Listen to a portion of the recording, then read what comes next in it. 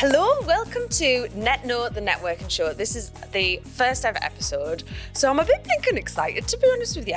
And I thought I'd take this episode as a chance just for us to get to know each other a little better. So I'm going to tell you a bit about me, a bit about how I've got into the world of networking, and just, we'll just spend a little bit of time together. So my name is Jeni Smith. I am your host, and I've been networking professionally on and off for about 17, 18 years across the UK, and I didn't have the best start with networking, to be honest with you. So we'll go back a little bit further. Sit back and relax. I'm going to tell you a story. So I grew up in a lovely little village called Wetherell, which is just outside Carlisle, and that's not too far from where we are now, actually. We're filming in Liquid Studios, which is in Thursby, and growing up, I always kind of knew I wanted to start my own business, but I had absolutely no idea what that looked like, what kind of business it would be. To be honest, the village I grew up in had a little village shop, and I always thought, I'll maybe run a shop. They sold sweets, and I liked sweets. That was my logic. So when I went off to uni, I went to Liverpool to John Moore's and did business because it seemed like quite a safe bet, to be honest with you. So went to uni, had a great time. And in my second year at uni, I got one of those random emails that you get that's like, do you want some work experience in a creative sector? And I was like, I like creative people. I'd like to do that. So I applied and I got it, and I ended up going and doing voluntary work at a business called Milky Tea. And this was a really small business at the time. It's still going now, years later. But at the time, it was just John, the founder, and he did CGI and animation. And to be fair, I still don't really understand what that is. But I went along and I was doing some just voluntary work with John. So some market research, trying to just apply the stuff that I was learning at uni into the real world, essentially. And at one point, John was like, right, come on, I'll take you out to a networking event. And no one had ever told me about networking events. I'd never heard of networking events. John was just like, I'll meet you at this time at this place and we'll go together. And I was like, okay. So here's me, still a student. And he was like, don't tell anyone you're a student. You're the business development manager. And I was like, all right. And we went into this bar in Liverpool and I got thrown a name badge and a gin and tonic. And I was just told just to go and talk to these people. And it absolutely terrified the bejesus out of us. All these grown-ups in suits just chatting. And I was expected to go and talk to them. And to be fair, at the time, I was really hungover. It was the day after Valentine's Day. And when you're single and a student, Valentine's Day is a great night out. So yeah, it wasn't the best time for my first networking experience. I remember sitting on this sofa because I didn't even have the courage to stand up in the room. I went and found there was a sofa in the corner, sat on that sofa and literally physically shook for most of the night. I spent the rest of it hidden in the toilet. It really wasn't a great time for me, I'm not going to lie to you. But that experience aside, I plucked up the courage to go to another event. I think it was the week after. Again, went along with John. It was a different bar. I wasn't hungover this time, which definitely helped. And this time, there was a person stood on the run. This guy stood on the run at the other side of the bar, and I was like, do you know what? I'm gonna do it. I'm gonna pluck up the courage, and I'm gonna go and talk to him. So I got my drink, and I twaddled over, and I went, hello. Hi, I don't really know what I'm doing, but I thought I'd come and say hello. And he was like, I don't know what I'm doing either. Thank you so much for talking to me. And his name was Livingston, and he made furniture, and he was lush, and we just spent the whole night talking to each other. And it was just one of those moments where I'm like, that's not so scary. And it's not just me that's scared. He was scared as well. But in my eyes, he was this grown-up who had his life together, whereas I did not at the time. So that really for me was my first even though I had the terrible experience, the hiding in the toilets one, that was my first real networking event because it was the first time I actually had the courage to go and say hello to someone. So that's where it kind of all started. And after that, I was like, if I can talk to one person, I can talk to another one. And then I got a little bit of addicted to networking. And in Liverpool, this was back in 2006 or 7. This was a long time ago. 2006 or 7. Long time ago. And there was just, Liverpool was capital of culture, 2008. So there was loads of exciting things happening, loads of events and music and restaurants. And it was just an awesome city to be in. It's a city I still absolutely adore now. And networking was such a massive part of the business culture there that there were so many events that I quickly found that I'd go to an event, I'd talk to someone, and I'd go, oh, you need to speak to this person. And then I'd meet someone else, and they'd go, oh, you need to speak to this person. So after I graduated, a company that I had met through networking, I ended up getting a job with them, working as the business development manager and going out networking. And again, I was finding that I was making all these connections between people that was adding a lot of value to them, and it was really beneficial. But I tried to think of ways in which that I could potentially monetize that, turn that into a business or turn that into an opportunity. So I invented a job. It was one of the funnest jobs I've ever had, I'm not going to lie. So I created a job where I would go networking full time. So I would take on a client, only one from each sector, so there was no conflict of interest. I would do a kind of corporate analysis on their business, which was based on my dissertation from uni. And I would get to know them, their products, their services, their target market, who they were looking to work with, who'd be a good contact for them. And then I'd go out and do all the legwork. So I would go to all the events on their behalf. And the other option that I had for this was a lot of people sometimes will take commission when it comes to introduction. So if you introduce me to someone and I end up doing business with them, you'll get a percentage. I made a decision then, and I've stuck to that to this day, that I would never take a commission from any introductions that I made for a few reasons. The first reason was that I felt that, well, one, it was going to be really hard to monitor. Like, how do you just stalk these people? What's going to stop them go off and doing business and not telling you? Secondly, I always wanted any introductions that I made to be authentic and to be the right fit for that person, rather than I'm making an introduction because you're going to pay me the most referral fee. So I kind of called that one, hence the full-time networker as a different option. So with this one, the businesses would pay me a monthly retainer. They knew what they were spending every month.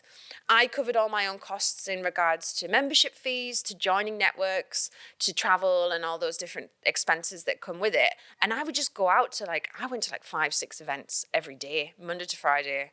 And the more networking that you do, the more events become open to you. So by going out networking, I built all these amazing relationships. I got to know people. That increased my social capital, which is something we're going to cover in one of the episodes.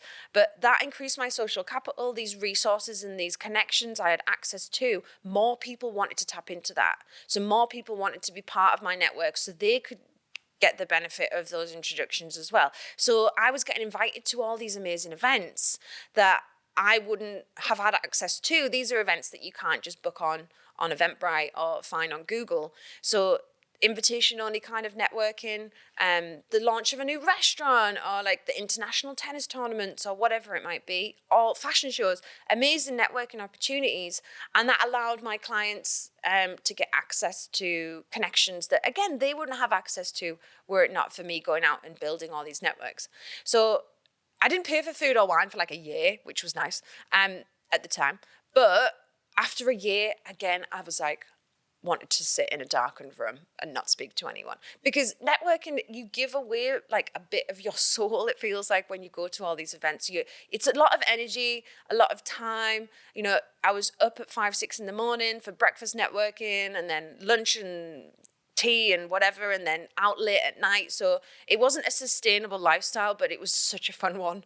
I would highly recommend it. If you are young, free, single, and you've got the energy, go out and network full time. But after a year, I was right, I'm going to call this. There's only so far I can grow this business. I've learned so much from not only the experience of attending all of these events, but also from all these amazing businesses and entrepreneurs and people that I've been able to connect with and talk to and learn from. So at that time in my life, my sister was getting married. So I was right, it's time for me to move back home to Cumbria. So I moved back up, and in a bid to get a grown-up job, I was right, I'll go networking. That's what I know how to do. I don't know anyone in business up here, so I'll go out networking and I'll meet some people. Had a little look, and literally at the time, I could hardly find anything. The Chamber of Commerce did some events. There was a few B&I chapters, and that was pretty much it, to be honest. So I was right, I know enough about networking as a delegate to be able to host some really nice networking opportunities for people. If I can't find any events, then other people can't either. So there's potentially a bit of a gap here. So that's when I flipped and created my second business, which was hosting events. So this time I would put on 4 events every month, each with a different kind of vibe, a different location, and give businesses the opportunity to get together and network. And I thought it would be like, yeah, everyone would be like, oh, we've been dying for this. No. It was hard graft. Like, I found that people networked, but they didn't go to events to network. So it was quite a big education piece that I had to try and do to show that networking and going to an event to meet new people is actually worth your time, because it is a big investment of time, as well as, financially paying to be a member of a network. So getting people to part with their cash is always difficult at the best of times. So it took about a year, I think, to really prove that I was in it to stay, kind of thing. And it's building that trust, which is such a massive part of networking at any stage. So so about a year in, I think that's when it was either Lloyd Motor Group or Armstrong Watson. One of them joined as a member. And I think when they did, that kind of set the tone, and businesses started going, oh, well, if they're joining, then it must be something to this.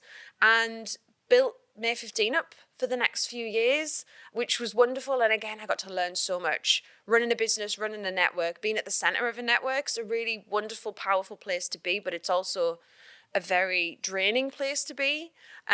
So over the next few years, had a great time, but again, I felt like I took it as far as I could go. We ended on a high. I launched an awards, which was awesome. We had a great night. It was a really great party and celebration, but it was also my last event, running May 15, which it then got passed on and someone else ran it for another few years, which is awesome.